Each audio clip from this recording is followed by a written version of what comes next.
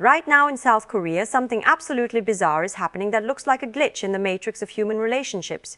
Imagine you spend your entire youth grinding, studying 18 hours a day, landing a high-paying job at a massive global tech firm, and finally buying a luxury apartment that costs more than most people earn in a lifetime.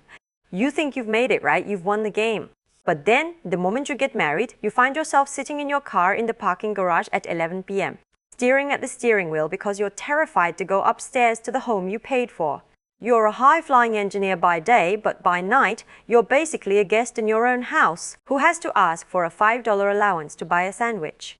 It's like buying a first-class ticket on a luxury cruise only to realize you're actually the guy down in the boiler room, shoveling coal while everyone else is upstairs drinking champagne on your tab. This isn't just a few guys having a bad week, it's a massive countrywide awakening, where young men are looking at the traditional dream of a family and saying, no thanks, I'd rather just play video games and eat convenience store ramen in peace. But why would anyone actually demand this kind of lopsided setup in the first place? Why did the social contract of marriage turn into a hostile takeover?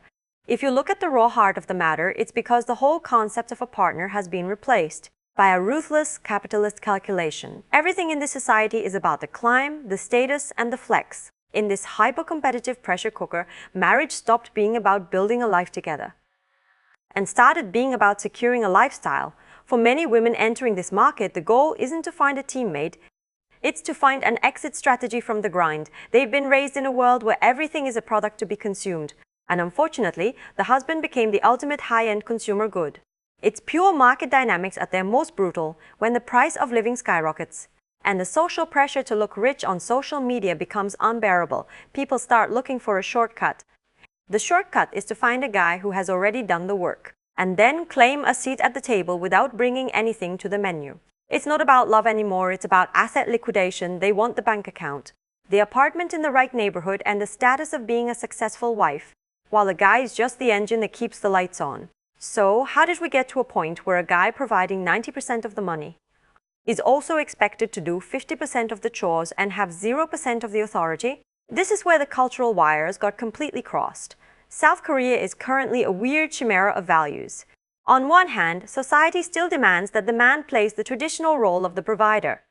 He's expected to pay for the wedding, buy the house, and cover all the major bills. But on the other hand, the modern household has adopted a very specific, convenient version of equality, where the domestic work must be split exactly down the middle, even if the wife doesn't work a single hour outside the home. It's a total contradiction. You have to be the old-school breadwinner but also the new-school janitor. And you're the CEO of the finances but a lowly intern in your own living room. This created a culture of home vacationing, which is just a fancy way of saying men are hiding from their wives.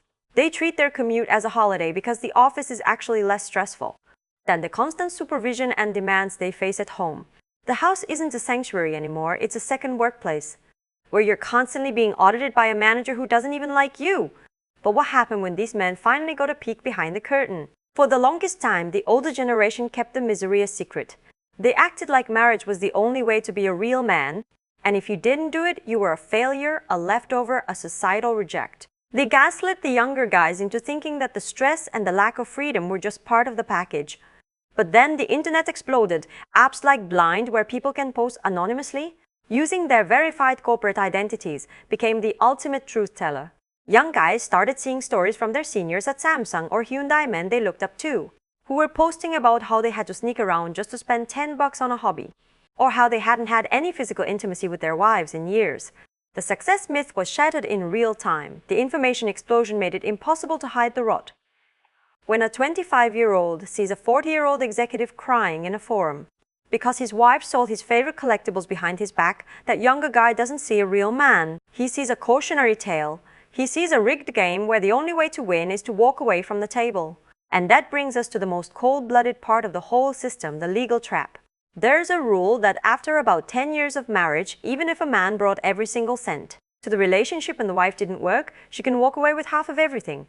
It's essentially a legal looting system. Marriage in this context isn't a partnership, it's a wealth transfer mechanism. If the return on investment for being a husband is that you lose your freedom, your money, your hobbies, and eventually half your assets, while living in a sexless, high-stress environment, the math just doesn't add up.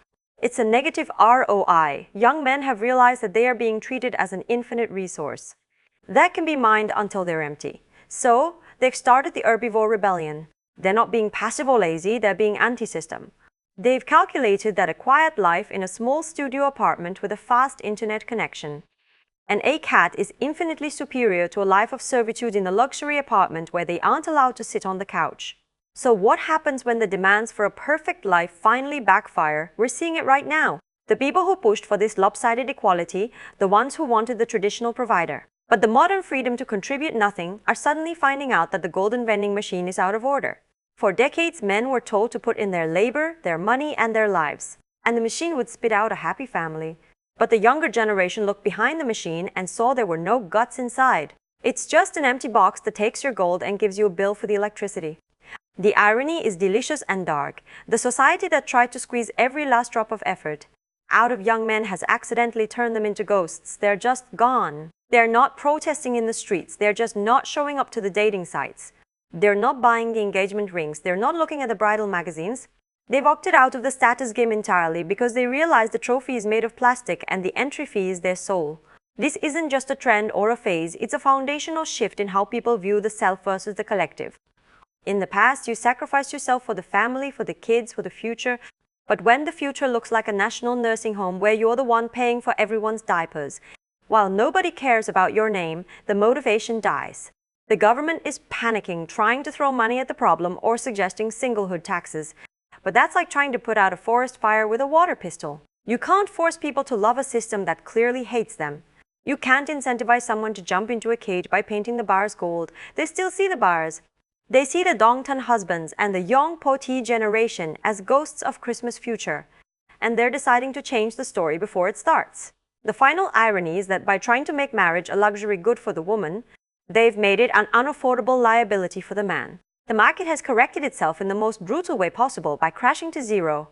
We're looking at a future South Korea that's a ghost society, where the top 1% live in their luxury zones and everyone else just stays single, spends their money on themselves, and watches the old world crumble from the comfort of their own quiet, peaceful, uncertified homes. It's a cynical, logical, and completely inevitable result of a society that forgot that a contract only works if both parties actually get something out of it.